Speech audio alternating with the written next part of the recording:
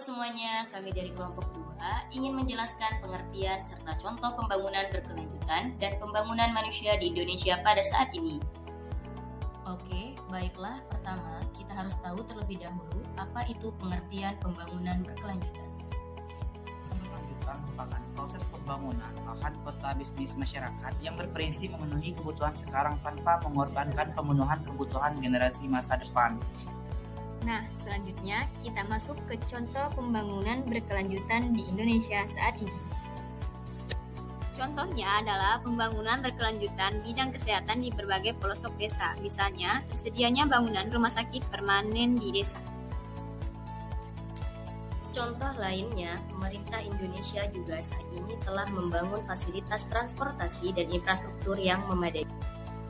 Nah, selanjutnya kami akan membahas tentang pembangunan manusia di Indonesia saat ini. Pembangunan manusia adalah proses peluasan pilihan yang lebih banyak kepada penduduk melalui upaya pemberdayaan agar berpartisipasi dalam segala bidang pembangunan. Perkembangan manusia di Indonesia terus mengalami peningkatan dari tahun ke tahun. Tetapi ketika adanya pandemi COVID-19, Indonesia mengalami penurunan indeks perkembangan manusianya dan kemudian mengalami peningkatan lagi pada tahun 2022. Badan Pusat Statistik (BPS) mencatat indeks pembangunan manusia atau IPM di Indonesia sebesar 72,91 poin pada tahun 2022 dan perkiraan di tahun 2023 ini Indonesia bisa mengalami penurunan indeks pembangunan manusia dikarenakan adanya ancaman resesi ekonomi tingkat global. Upaya-upaya yang dilakukan pemerintah dalam meningkatkan perkembangan manusia yang ada di Indonesia adalah dengan meningkatkan sumber daya manusia yang baik dan berkualitas untuk membangun dan memajukan Indonesia.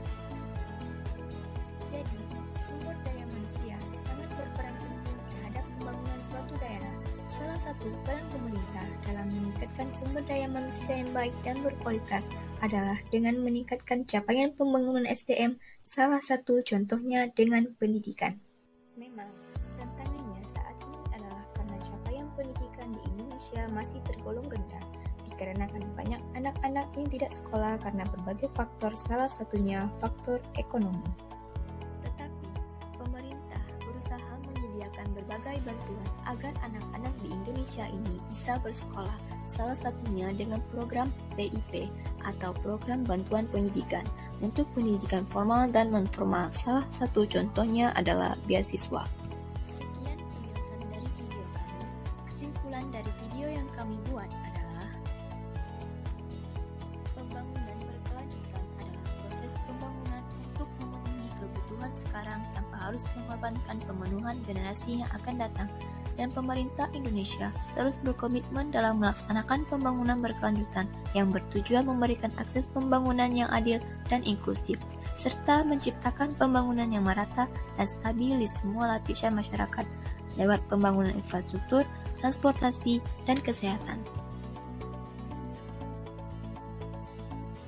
Dan pembangunan manusia adalah proses peluasan penduduk melalui upaya pemberdayaan agar berpartisipasi dalam segala bidang pembangunan, dan pembangunan manusia di Indonesia terus mengalami peningkatan dari tahun ke tahun, dan berbagai upaya-upaya yang dilakukan oleh pemerintah Indonesia dalam meningkatkan pembangunan manusia yang baik dan berkualitas adalah melalui pendidikan, seperti memberikan program bantuan pendidikan untuk membangun generasi Indonesia yang baik dan berkualitas di masa mendatang.